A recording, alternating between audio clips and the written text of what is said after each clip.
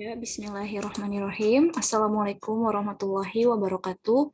Alhamdulillahirrabbilalamin. Hari ini kita bertemu kembali di pembelajaran geografi. Pembelajaran geografi kali ini akan membahas mengenai jalur perdagangan dunia, jalur sutra kuno, dan juga modern. Sebelumnya kemarin kita sudah membahas mengenai Indonesia sebagai poros maritim dunia, dan juga Indonesia dikatakan sebagai negara persilangan perdagangan dunia. Ingat ya, ada 3 faktanya. Fakta yang pertama, bahwa letak Indonesia memang sangat strategis, yaitu diapit oleh 2 benua dan 2 samudra.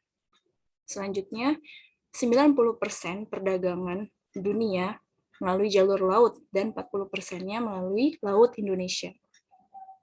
Dan Indonesia memiliki selat terpadat, yaitu ada Selat Malaka, Selat Sunda, Selat Lombok, dan juga Selat Makassar.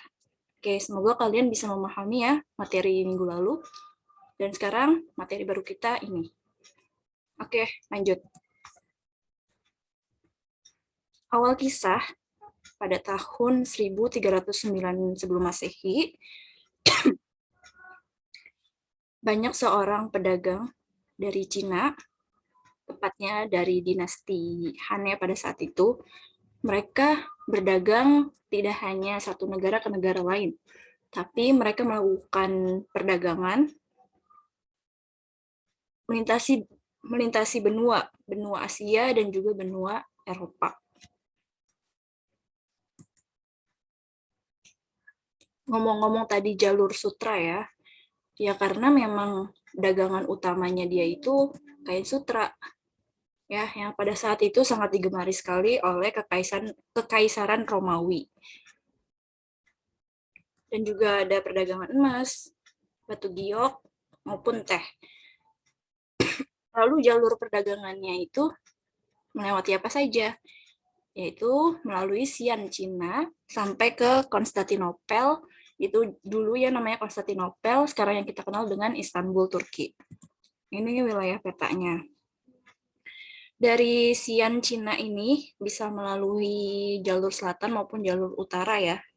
Jadi ini jalur darat nih, warna kuning, dan yang warna biru itu jalur maritim atau jalur laut. Seperti itu. Lanjut.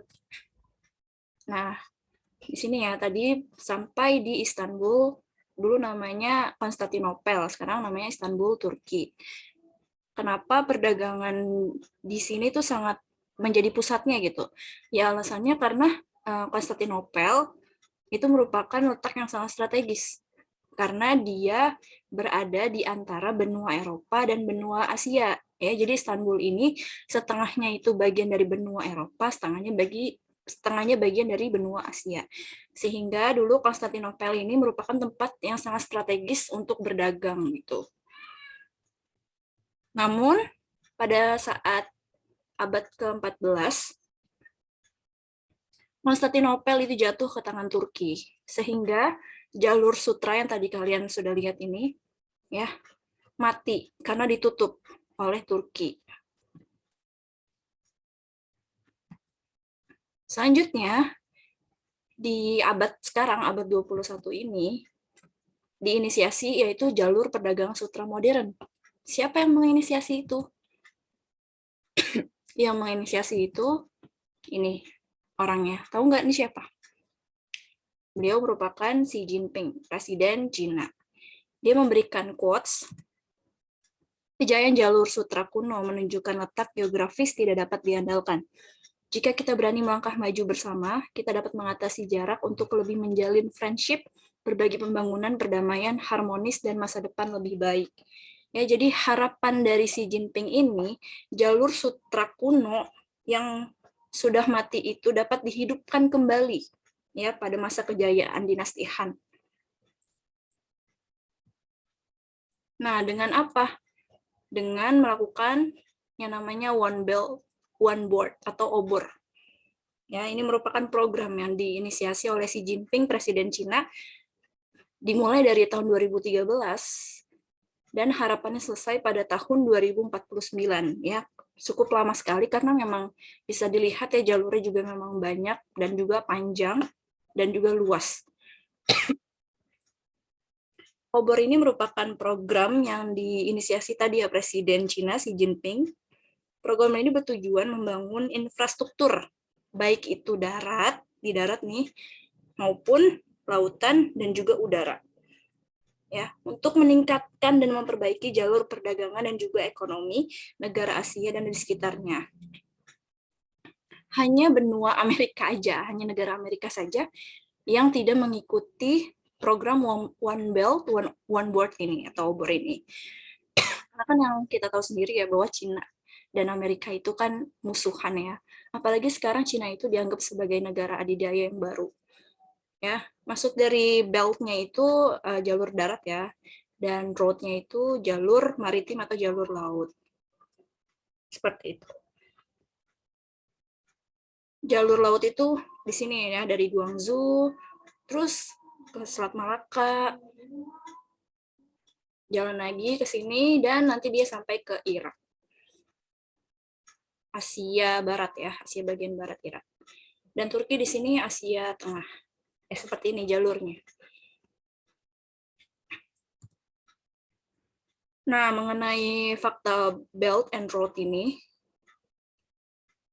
katanya akan memberikan pengaruh kepada 4,4 miliar populasi manusia atau 62%-nya gitu kan, populasi manusia sekarang ini 7,8 miliar dan itu akan berpengaruh 4,4 miliarnya atau 62%.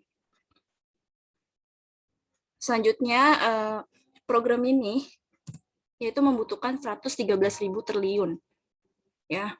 Kalau dirupiahkan gitu 8 triliun dolar Amerika Serikat itu 113.000 triliun.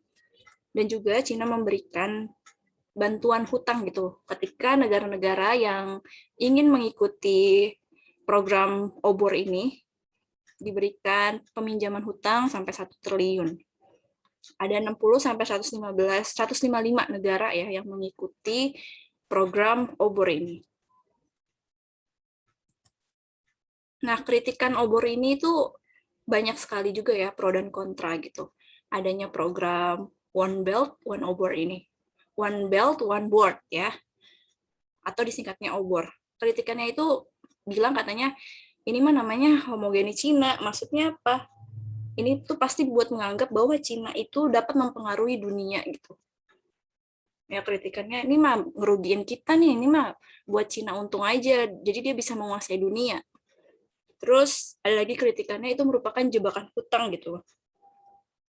Jangan sampai seperti kasusnya Sri Lanka gitu ya. Dia menjual pelabuhannya karena tidak bisa meneruskan investasi membayar hutang kepada Cina. Terus biaya konstruksinya pastinya mahal dan juga kurang transparan karena saking kompleks dan besarnya proyek ini ya. Jadi kita nggak tahu gitu tracknya sudah sampai mana. Nah, seperti itu. Jadi pada intinya, jalur sutra pada masa dinasti Han itu ingin dihidupkan kembali pada abad ke-21 ini yang diinisiasi oleh tadi Presiden Cina Xi Jinping dengan nama programnya itu One Belt, One Board ya dengan jalur seperti ini, baik jalur darat maupun jalur laut maupun udara. Semoga kalian bisa memahami materi kita hari ini. Bila ada pertanyaan, Miss Alda persilahkan ya, baik melalui grup ataupun PC, dan silahkan untuk mengerjakan tugas di e-learning sesuai dengan video yang sudah Miss Alda jelaskan ya, mengenai perdagangan dunia, jalur sutra kuno, dan jalur sutra modern yang sedang digagas saat ini. Sekian dari Miss Alda, mohon maaf bila ada salah. Wassalamualaikum warahmatullahi wabarakatuh.